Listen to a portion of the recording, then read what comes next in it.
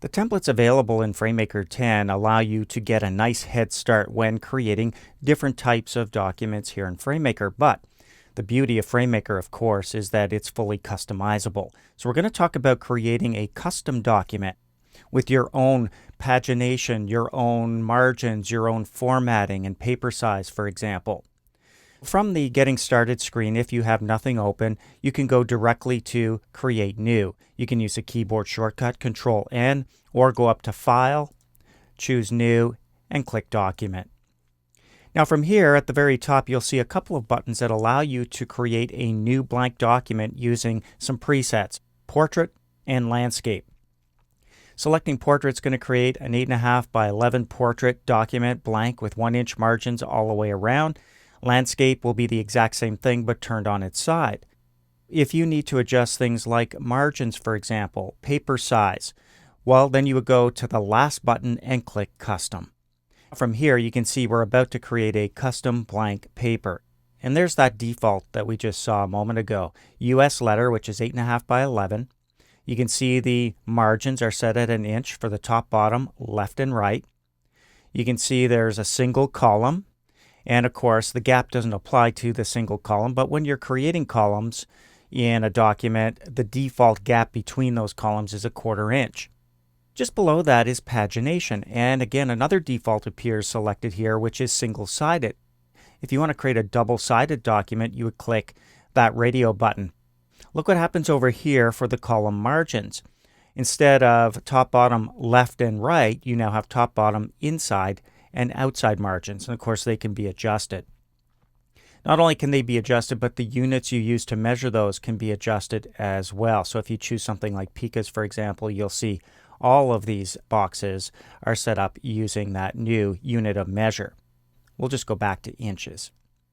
Let's change our top margin from 1 inch to something different. Let's go to 0.75 or 3/4 of an inch. So just click and drag across the one and type in 0.75. And we'll do the same for the bottom. Click and drag across that one and make it 0.75. And we'll create some extra width by changing the 1-inch margins on the inside and outside to 1/2 inch or 0.5. So we made a few changes now. We're going to keep the paper size or page size at US letter, but just click the drop down to see the different options you have. If you want to go to legal or tabloid, for example, you have those options. Also A4, a popular one in Europe. But we're going to go to US letter and keep that selected right there. We'll click Create to create our brand new custom document. Now what you're going to see here is your first blank page with those new margins and those new settings applied. And the last thing we're going to talk about is some text formatting that you can set up for the document. So let's go up to Format. Move down to Document, and over here on the right hand side we're going to go to Text Options, and this is something that can be very useful. First of all, you'll see something already selected here by default, that is Smart Quotes. If it's not for you, go ahead and click that checkbox. All that means is that when you use quotation marks, they'll be curved in the right direction at the beginning and at the end of your quote. But there's something else here called Smart Spaces.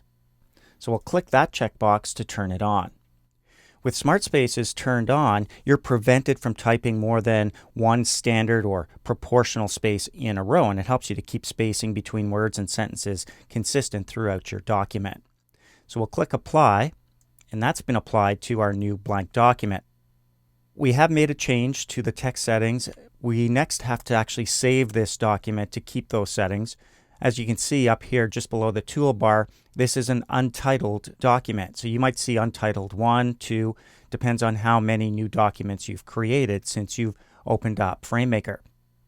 Let's just go up to the Save button here on the toolbar, the third one in. Control-S is your keyboard shortcut, and give it a click.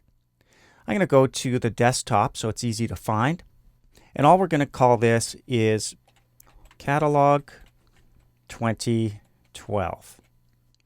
Notice that it's being saved as a version 10, a .fm or FrameMaker document. We'll click Save, and that now appears on the tab just below the toolbar as the name of our file. Of course, it's blank at this point, and we're ready to start adding content, but that's how you create a custom blank document in FrameMaker 10.